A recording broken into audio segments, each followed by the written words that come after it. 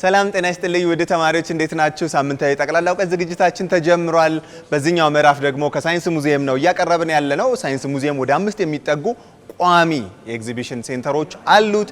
እዛ ላይ ነው የምገኘው። ዛሬ አንዱ ላይ ነው ያለሁት። ይሄ ክፍል ብቻውን ተወርቶ የማያልቅ የወደፊት የምድርን ተስፋ የያዘን ጉዳይ ነው ያለበት። እሱን ቀስ በቀስ እያልን እያወራን እንሄዳለን። የዛሬው ዋናው አጀንዳችን ግን ኤአይ ወይም አርቲፊሻል ኢንተለጀንስ ነው። ስለዚህ መሰረታዊ የሆነውን ታሪኩንና ምን ዙሪያ ላይ ይጠቅማል የሚለውን ዛሬ እናነሳለን። እናንተ ግን በግልም ሆነ በቡድን ከመለሳችሁ የዛሬው ተሳታፊ ከሆናችሁ በየሳምንቱ በሚዘጋጀው በዚህ ኤግዚቢሽን ውስጥ በነፃ እየመጣችሁ መጎብኘት፣ መጫወት፣ መዝናናት፣ ዕውቀትን መያዝ ትችላላችሁ። ስለዚህ በየሳምንቱ ይዘንላችሁ የምንመጣቸውን ጥያቄዎች ወደ 3 ቀንሰናል። ስለ አንድ ቶፒክ ወይም ስለ አንድ ጉዳይ ብቻ ነው የምናወራው። በእነዚህ 3 ጥያቄዎች ውስጥ የቅኔ ጥያቄ አለን፣ ሁላችሁም እንድትሳተፉበት። የምስል ጥያቄ አለን፣ አነስ ያለ ክፍል ውስጥ ያላችሁ ልጆች እንድትሳተፉበት። ዋናው ደግሞ የሳምንቱ ጥያቄ አለን። እነዚህን 3ቱን ጥያቄዎች ወደ እናንተ እናድርስ። የመጀመሪያው የቅኔ ጥያቄያችን ነው። የቅኔ ጥያቄያችን አይኔ መቼ በራ መቼ ዳነልኝ የሰው ፊት ማየቴ በጣም ደነቀኝ። አይኔ መቼ በራ መቼ ዳነልኝ የሰው ፊት ማየቴ በጣም ደነቀኝ። የዚህ ቅኔ ህብረ ቃሉ ሰሙ ወርቁ ምንድን ነው የሚለውን ትመልሱልናላችሁ ራሳችሁ ተማሪዎች። ሁለተኛው ደግሞ የምስል ጥያቄ ነው። አሁን እየተከታተላችሁ ያላችሁት ምስል 5 ልዩነቶችን አውጥታችሁ ትነግሩናላችሁ።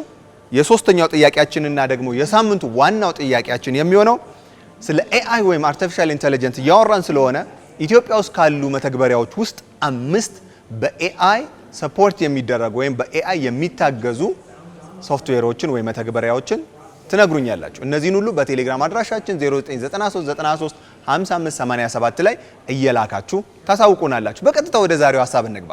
ከጀርባ የምትመለከቷቸው ምስሎች አሉ።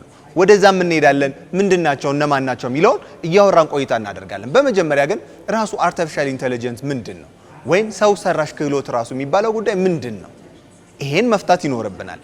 በዋነኝነት አርቲፊሻል ኢንተለጀንስ ማለት አንድ ማሽን ወይም ደግሞ አንድ ቁስ በራሱ ነገሮችን አብላልቶ ወይም ሰርቶ የመጨረሻ ዲሲዥን ወይም ደግሞ ውሳኔ የሚያስወስን ጉዳይ ሲሆን ነው። ይሄ በብዙ መስኮች ላይ ስራዎችን እየሰራ ይገኛል። የመጀመሪያው ግን እንዴት ተነሳ፣ አሁን ምን ደረጃ ላይ ይገኛል የሚለውን እስቲ አብረን እንመልከት። ስለ አርቲፊሻል ኢንተለጀንስ ባወራን ቁጥር የመጀመሪያው ታሪካዊ ዳራውን የምንመለከት ይሆናል። በመሆኑም እዚህ ሳይንስ ሙዚየም እንደተገኛችሁ የመጀመሪያ የምታገኙት የኤአይ ክፍል የሆነውን። ስለዚህ እንደኔ አይነት የሚያስረዳ ወይም የሚያስረዱ ሰዎች እንኳን ባይኖሩ ጠቅላላ በኤአይ ዙሪያ ያሉትን ለውጦችና ሂደቶች በዚህ ስክሪን ትከታተላላችሁ። ነገር ግን ጓጉታችሁ እንድትመጡ ምን ፍሬ ሀሳብ አለው የሚለውን በአጭሩ ለእናንተ ልንገራችሁ። በመጀመሪያ ታሪክ ላይ የምናገኘው በ1950 ላይ አለን ተርኒንግን ነው። ይህ ግለሰብ በሀሳብ ደረጃ ማሽኖች ሊማሩ ይችላሉ የሚለውን ሀሳብ ያበረከተ ነው። ከዛም ተነስቶ ነው ሰዎች እንዴት ማሽን ሊማር ይችላል ወይም ደግሞ መረጃ ሰጥተነው ዕውቀትን ሊያዳብር እንዴት ይችላል የሚለውን ሀሳብ ከፍ እያደረግን ይሄድንበት። በዚህም ምክንያት ሁላችሁም ባላችሁበት ደረጃ ለሰው ልጅ የማይታሰብ ወይም ሊደረግ አይችልም ብለን የምናስበውን ነገር አስባችሁ በንድፈ ሀሳብ ማስቀመጥ ትችላላችሁ። ከዛም በኋላ ነው ይሄ ሀሳብ እያደገ በሁለተኝነት ደረጃ በ1956 ከ6 ዓመት በኋላ ዋና ቁልፍ የሆነውን አርቲፊሻል ኢንተለጀንስ የሚለውን ቃል ለሁላችንም ኢንትሮዲዩስ ያደረገልን ጆን ማካርቲን የምናገኘው። ጆን ማካርቲ ከ6 ዓመት በኋላ ማሽን ሊማር ይችላል የሚለውን ሀሳብ አሳድጎ አርቲፊሻል ኢንተለጀንስ የሚለውን ለዓለም ሕዝብ ያስተዋወቀ ነው።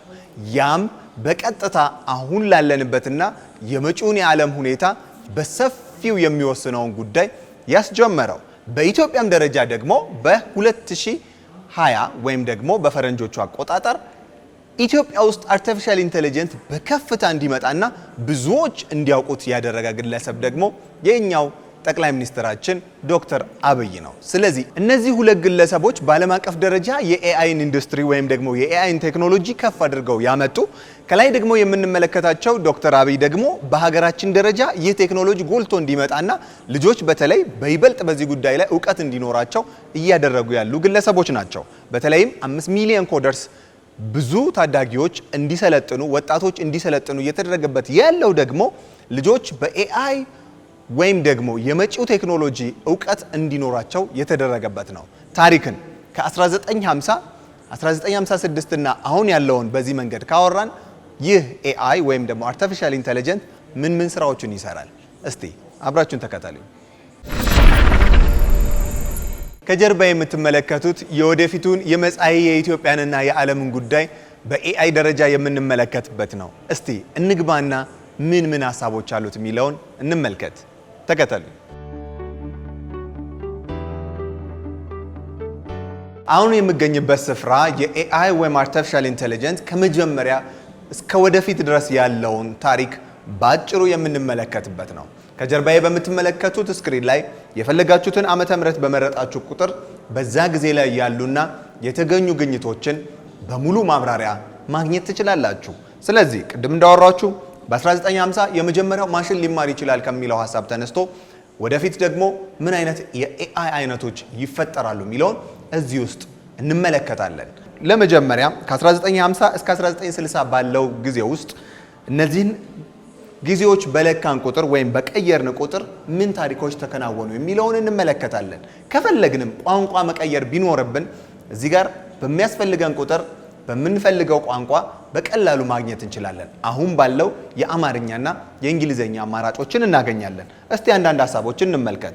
የመጀመሪያው ከ1950 እስከ 1960 ባሉ ታሪኮች ውስጥ ለምሳሌ ማሽን ለርኒንግ ቅድም ያላችሁ ማሽን ሊማር ይችላል የሚባለው ሀሳብ የመጣበትን በቀላሉ እንመለከታለን። ወደ መጨረሻው ደግሞ እንሂድ። የመጨረሻው ወይም ፊውቸር ተብሎ ደግሞ የሚታሰበው ውስጥ ደግሞ ማሽን ለርኒንጎችን ባየነው መሰረት የመጨረሻዎቹ ጊዜ ላይ ደግሞ ስንሄድ እዛ ጋር እንደምትመለከቱት ኦገስት 2024 ላይ የመንግስትን ስራዎች መስራት የሚችሉ ወይም ደግሞ ፈርስት ቺፍ ኢንተለጀንት ኦፊሰር ሆነው ቢሮ ውስጥ የሚያገለግሉ አርቲፊሻል ኢንተለጀንስ ወይም ደግሞ ጋዜጠኛ ሆነው መስራት የሚችሉ ብዙ ስራዎችን ሊያከናውኑ የሚችሉ ደግሞ በወደፊት የኤአይ ቴክኖሎጂ ላይ ሊመጣ እንደሚችል እንመለከታለን። እስቲ አንዳንድ ሀሳቦችን እዚሁ ጋር እናንሳ።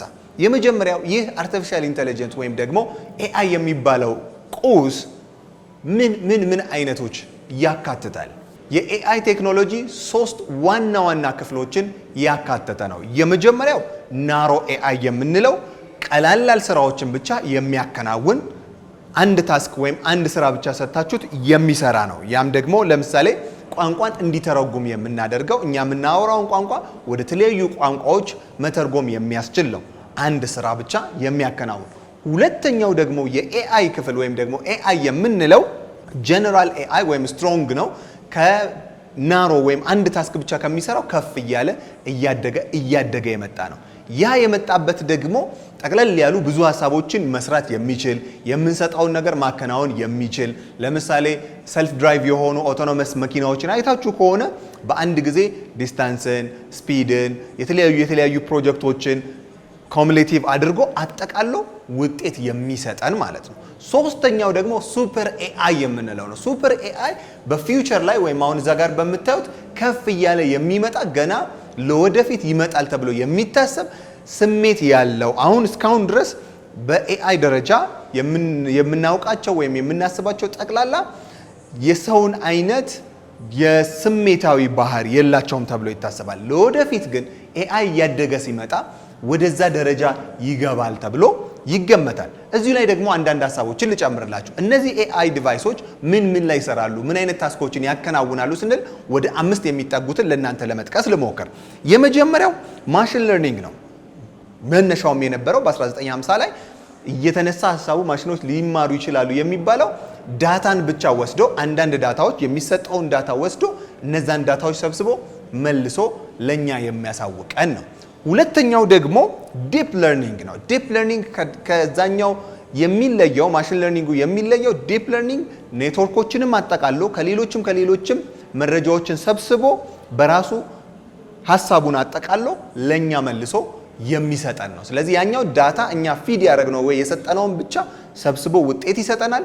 ዲፕ ለርኒንጉ ጋር ግን ስንገባ ብዙ መረጃዎችን ይሰበስብና ከሌሎችም ኔትወርኮች ጋር ሀሳቦችን ሰብስቦ የሚሰጠው የራሱ የሆነ ውሳኔዎች ይኖሩታል። በሶስተኝነት ደረጃ ደግሞ የምናገኘው ናቹራል ለርኒንግ ፕሮሰሲንግ ነው። ይሄ ደግሞ ልክ እንደ የሰው ልጆችን ቋንቋ እየወሰደ ወይም የምናወራውን ኮንቨርሴሽን ወይም ደግሞ ንግግር የምናደርገውን በሙሉ እንደ ዳታ እየወሰደ ሀሳቦችን ለኛ መልሶ የሚሰጠን ነው። በቀጣይ የምናገኘው ሮቦቲክስ ላይ ነው። ሮቦቲክሶች ታውቃላችሁ ሎኮሞቲቭ ናቸው፣ ይንቀሳቀሳሉ፣ ከአንዳንድ ቦታ ይሄዳሉ፣ ቡና ያፈላሉ፣ ሻይ ይሰራሉ፣ ያስተናግዳሉ፣ የተለያየ ነገር ያከናውናሉ አይደለ? ስለዚህ እነዛን ሀሳቦች ደግሞ የሚያከናውንልን ሌላኛው የኤአይ ቴክኖሎጂ ነው። አምስተኛው ደግሞ ኮምፒውተር ቨርዥን የሚለው ቪዲዮና ፎቶዎችን ጽሁፎችን እያቀናበረ ለኛ ውጤት የሚሰጥ ነው። እነሱ በጠቅላላ እስካሁን በኤአይ ደረጃ የምናከናውናቸው በእጃችንም ላይ ካሉ የኤአይ ቱሎች ጋር በቀላሉ እየተግባባን የምንሰራቸው ነው። ስለዚህ ኤአይ በሶስት አይነት በአቅም ደረጃ ይወሰናል። ትንሹ ናሮ የምንለው፣ ሚዲየሙ አሁን እየሰራንበት ያለ ነው፣ ሱፐሩ ደግሞ ለወደፊት ይመጣል ተብሎ የሚታሰበው። ይሄ ደግሞ አተገባበሩ በስንት ከፈለው? በአምስት ዋና ዋና ክፍሎች ብለን አንዳንዶቹ ዳታን ከሰጠነው ላይ ሰብስቦ የሚሰራ፣ ሁለተኛው ዲፕ ለርኒንግ የምንለው ከተለያዩ ነገሮች ላይ ዳታን የሚወስድ፣ ሮቦቲክሱን፣ ቪዲዮውን እና ደግሞ ላንጉዌጁን በአምስት ከፍለናል። እስቲ ወደ ቀጣይ ክፍል እንሂድ።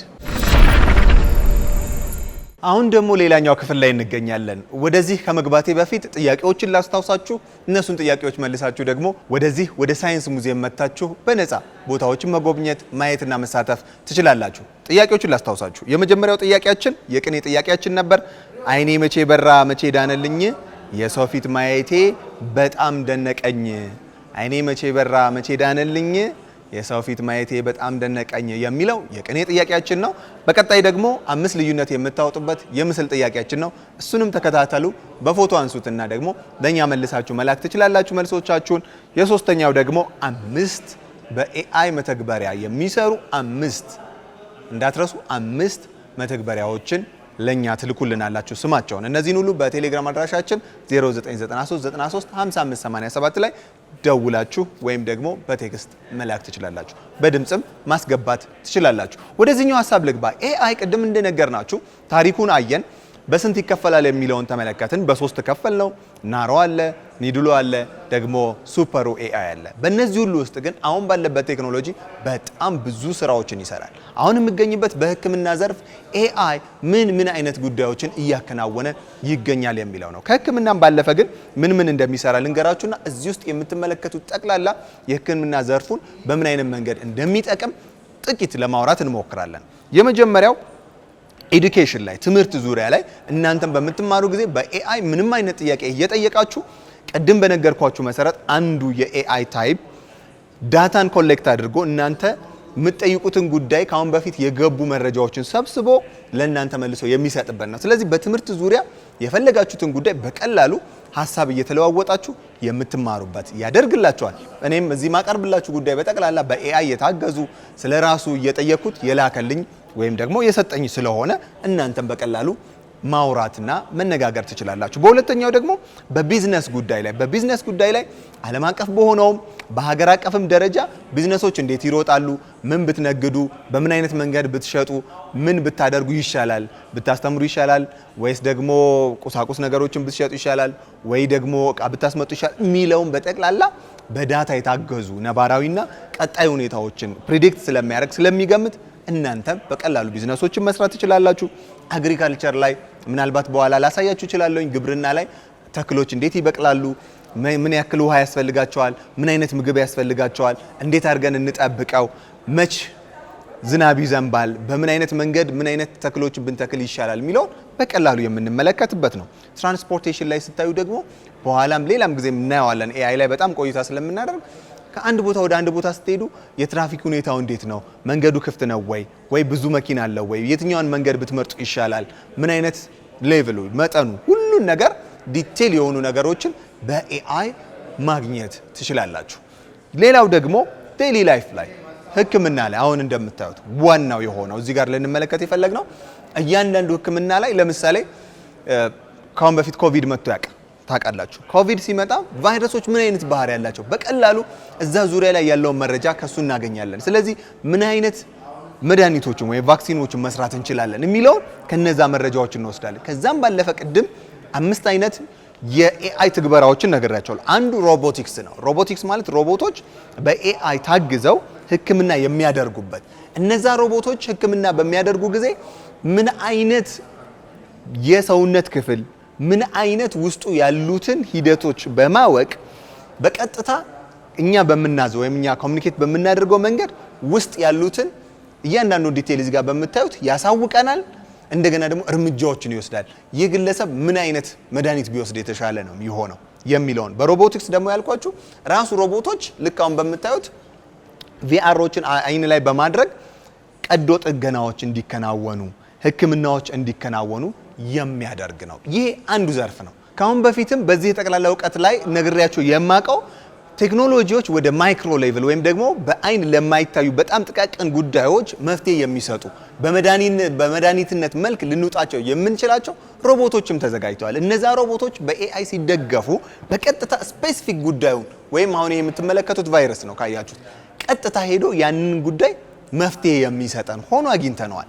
ቀድመም እያያችሁ ያላችሁት በስፖርት ደረጃ ደግሞ ምን ያክል ካሎሪን ማውጣት አለብን፣ ምን ያክል ስፖርት በየቀኑ መስራት አለብን፣ ከጤና አንጻር ደም ግፊታችን እንዴት ነው፣ ስኳር ሌቭላችን ምን ያክል ነው የሚለውን በቀጥታ የምናቀበት ነው። ስለዚህ ስለ ኤአይ አውርተን የምንጨርሰው አይደለም። እያንዳንዱ ከዲያግኖስቲክ ጀምሮ ወይም ህክምናው ሰውየው ከምርመራ ጀምሮ እስከ መጨረሻ መፍትሄው ያለውን በጥልቀት ልናይ የምንችለው የቴክኖሎጂ መስክ ነው። በቀጥታ ግን ኢትዮጵያ ውስጥ በጣም የሚተገበረው ቅድም በግብርና ዙሪያ ያልኳችሁን አንዴ እሱን እንመለከታለን።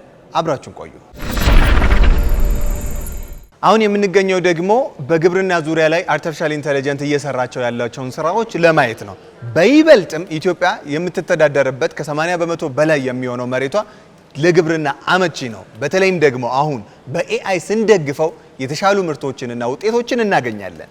እነዚህ የምትመለከቱት በኤአይ አማካኝነት የምንዘራቸው ወይም የተከልናቸው ጉዳዮች ምን ያክል ፍሬያማ ናቸው፣ እላያቸው ላይ ምን አለ፣ እንዴት አድርገን ደግሞ ከሚመጡ እጽዋቱን ሊጎዱ ከሚችሉ ነገሮች እንዴት መጠበቅ እንችላለን የምንለውን በቀላሉ ከኤአይ ጋር በማያያዝ ማግኘት እንችላለን። እዚህ ጋር እንደምትመለከቱት ይህን ግብርና ዘመናዊ በሆነውና ድሮ ደግሞ ትራዲሽናል በሆነው መንገድ እንዴት ነው እያስኬድን ያለ ነው።